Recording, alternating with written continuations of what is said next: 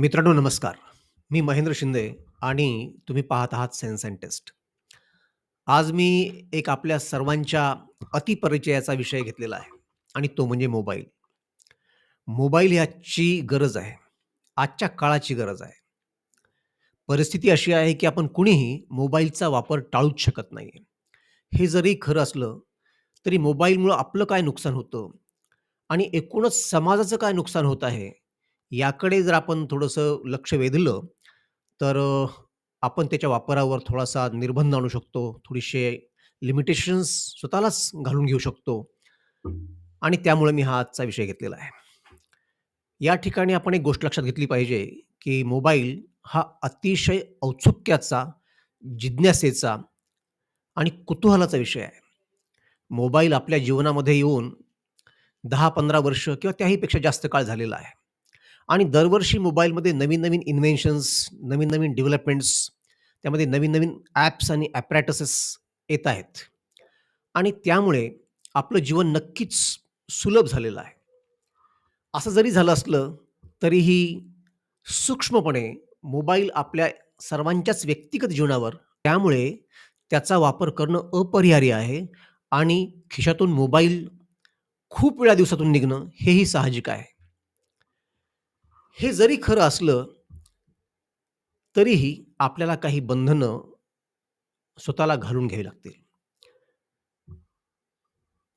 मोबाईलमुळे होणारं नुकसान आपल्याला समजून घ्यावं लागेल. एकतर ही गोष्ट सर्वदूर परिचित आहे, की मोबाईलमुळे आपल्या डोळ्यावर खूप ताण पडतो.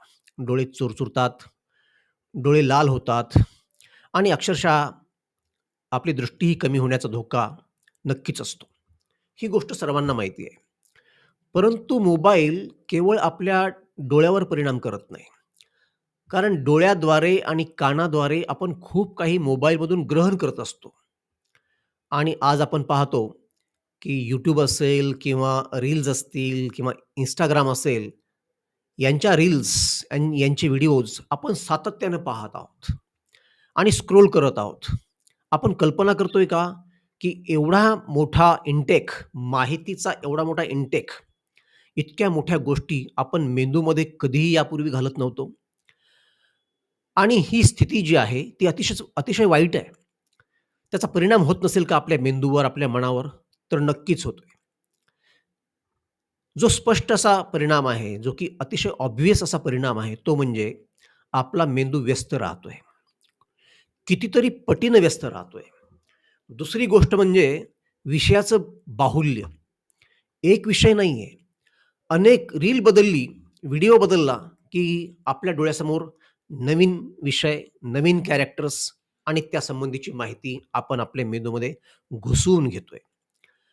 आणि त्यामुळे आपल्या मनावरच नाही, तर मेंदूवर सुद्धा अतिरिक्त ताण येतोय आणि त्याचा परिणाम पडतोय.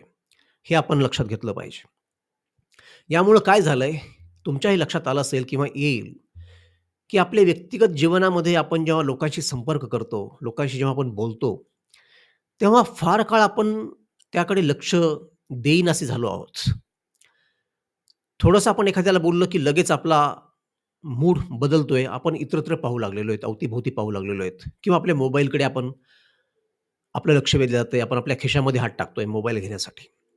म्हणजे आपला अटेन्शन स्पॅन खूप कमी झालेला आहे.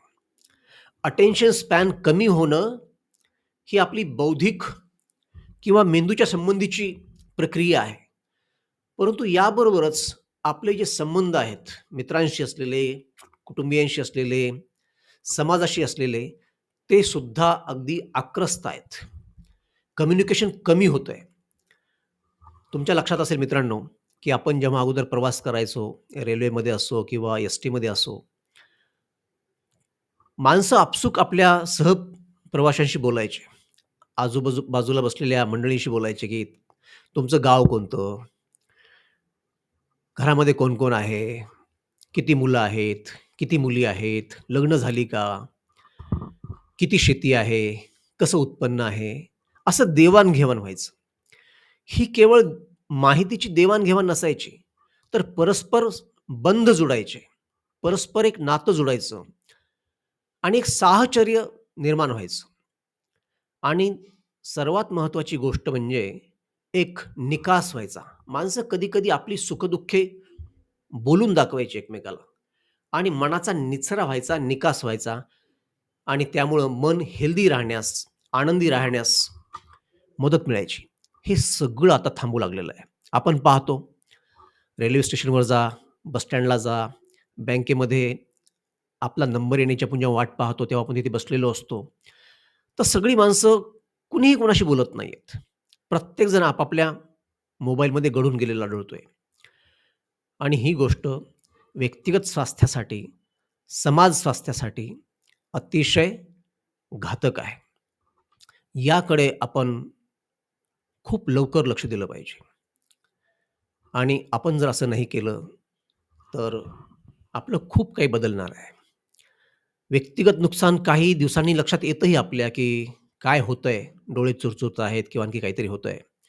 आणि आपल्याला माहिती आहे, की आता डॉक्टरकडे पालक वर्ग मुलांना घेऊन येतोय, की हा मुलगा मोबाईल सोडत नाहीये, दिवसभर पाहत राहतो, याला कमी ऐकायला लागलेलं आहे किंवा याची दृष्टी अधू झालेली आहे. तर अशा प्रकारच्या समस्या वाढत राहणार आहेत. आणि यामध्ये केवळ मुलंच नाही आहेत. याच्यामध्ये लहान मुलं आहेत, मोठी मुलं आहेत, तरुण वर्ग आहे, स्त्रिया आहेत, पुरुष आहेत, म्हातारी मंडळी आहे. बरं गंमत काय होतंय, आपण जेव्हा 4 मित्र बसलेलो असतो किंवा 2 मित्र बसलेलो असतो. समजा आपली इच्छा नाही मोबाईल पाहण्याची, आपली इच्छा आहे समोरच्याशी बोलायची. जी काही 2, 4, 1 माणसं आपल्यासमोर बसलेली आहेत.